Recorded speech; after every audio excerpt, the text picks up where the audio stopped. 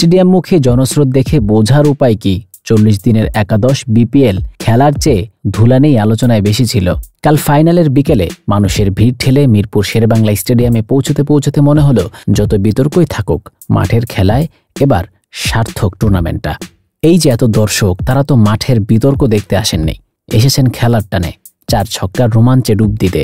এবারের একাদশ বিপিএল সে প্রত্যাশা মেটাতে কার্পণ্য বোধ করেনি। এমনকি ফরচুন বরিশালের পরপর দ্বিতীয় শিরোপা জেতা ফাইনালটাও নয়। 2013 সালে নিজেদের সর্বশেষ বিপিএলও ফাইনাল খেলে হেরেছিল চিটাগাং। আরও একটি ফাইনাল, আরও একবার হতাশায় ডুবালো তাদের। অন্যদিকে ফরচুন বরিশাল পরপর দুবার ফাইনালে উঠে ভাসল ট্রফি নিয়ে জয়ের উৎসবে। চিটাগাংকে 3 উইকেটে হারিয়ে যোগ্যতর দল হিসেবেই প্রমাণিত চ্যাম্পিয়ন তারা। অবশ্য মিরপুর শেরেবাংলা স্টেডিয়ামে কাল সবাই ছিল চিটাগাংয়ের বিপক্ষে। প্রায় পুরো গ্যালারি বরিশালের জার্সির রঙে লালে লাল হয়েছিল। বরিশাল বরিশাল মুহুর্মুহু স্লোগানে প্রকম্পিত স্টেডিয়াম। চিটাগাংকে 3 উইকেটে হারিয়ে যোগ্যতর দল হিসেবেই চ্যাম্পিয়ন তারা। ম্যাচ জুড়ে চলা সেই উৎসব শেষ হয়েছে বরিশালের আরেকটি লাল শিরোপায়।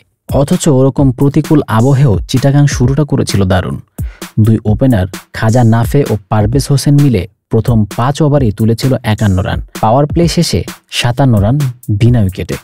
তখন মনে হচ্ছিল চিটাগাংসের ইনিংসটা 200 পার হবেই। বরিশালের লক্ষ্যটা কোথায় গিয়ে ঠেকে সেটাই দেখার অপেক্ষা। তবে শুরুর আক্রমণাত্মক ব্যাটিংটা শেষ পর্যন্ত ধরে রাখতে পারেননি কেউই। তারপর 7 উইকেট রেখেও চিটাগাং 200 ছুঁতে পারেনি। 3 উইকেটে 194 রান করে বরিশালের সামনে দিতে পারল 195 রানের লক্ষ্য।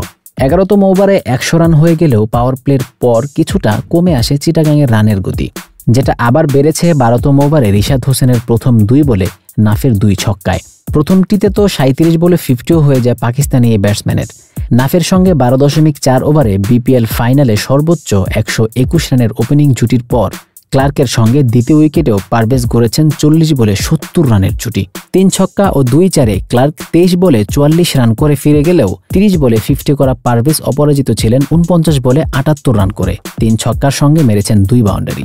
চিটাগাং কিংসের তাণ্ডবে ব্যাটিংয়ের জবাব দিতে নেমে বরিশালের অধিনায়ক তামিম ইকবাল আর তৌহিদ হৃদয়ের শুরুটা ছিল ঝড়ো। তামিম 8 হওয়ার আগে 8.1 ওভারেই 76 রানের জুটি। বিপিএল এর ফাইনালে ওপেনিং জুটির সেটি এখন পর্যন্ত দ্বিতীয় সর্বোচ্চ। গতবার ফাইনালে বরিশালের হয়ে তামিমই মেহেদী হাসান মিরাজের সঙ্গে গড়েছিলেন 76 রানের জুটি, যেটি গতকালকের আগ পর্যন্ত ছিল সর্বোচ্চ।